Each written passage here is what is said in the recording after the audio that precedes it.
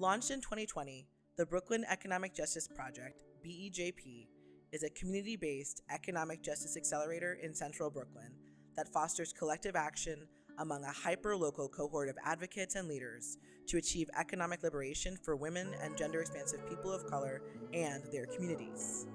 Led by the New York Women's Foundation, with support and partnership from Fondation Chanel and FLOX Studio, this place-based initiative in a rapidly gentrifying, diverse Black community centers the needs, experiences, and leadership of cisgender and transgender women and gender non-binary people of color, and invests in their ideas and strategies for collective economic power and prosperity.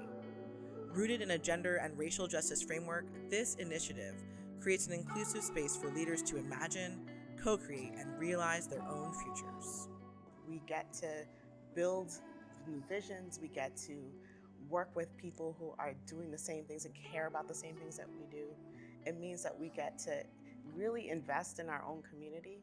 We get to go back home, bring resources, opportunities, get to talk to new people, and to expand our own world and the relationships that we have. In the first phase of this project, cohort members implemented a micro-granting program to support emerging nonprofits, businesses, and leaders in central Brooklyn. The New York Women's Foundation provided support, resources, and guidance on how to implement the program.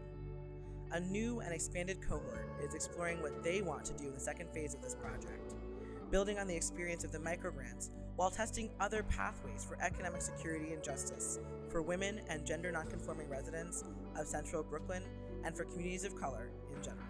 The cohort had to decide how to use these funds, right? So early on, Fondation Chanel, New York Women's Foundation, did this rare thing. They gave us a pot of money. What do you want to do with this? We have this, we don't want to decide, we want you to decide. The experience has been liberating.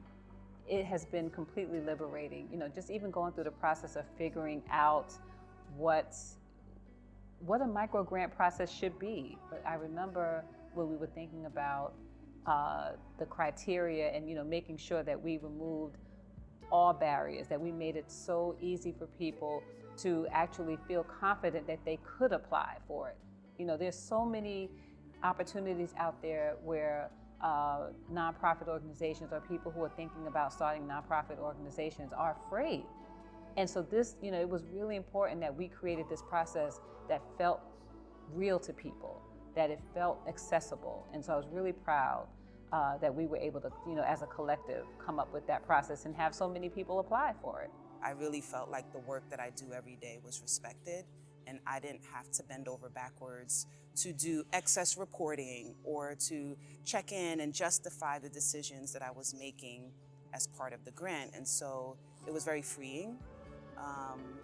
And yeah, it just felt validating. We're really representative of a lot of people who are really thinking and dreaming about how they can make a change in their own community. They have a lot of the answers. It's just that they don't have the funding or capability in terms of capacity to support those visions. But it's the work that we could do collectively by bringing larger organizations with their expertise, with the lived experience of people who are on the ground every day, that really will make the difference. It's about how do we build and envision a world where everyone's experiences are valued.